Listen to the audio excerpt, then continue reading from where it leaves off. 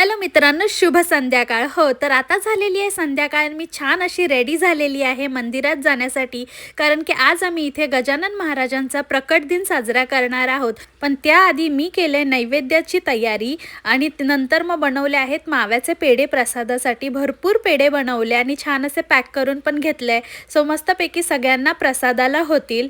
आणि सगळं ही तयारी झाल्याच्या नंतर आम्ही निघालो जायला. आता कितीही रेडी झाला, नटापटा केला ना, तरी इथे जॅकेट घालावंच लागतं थंडीमुळे. आणि आज तर पाऊसही पडत होता.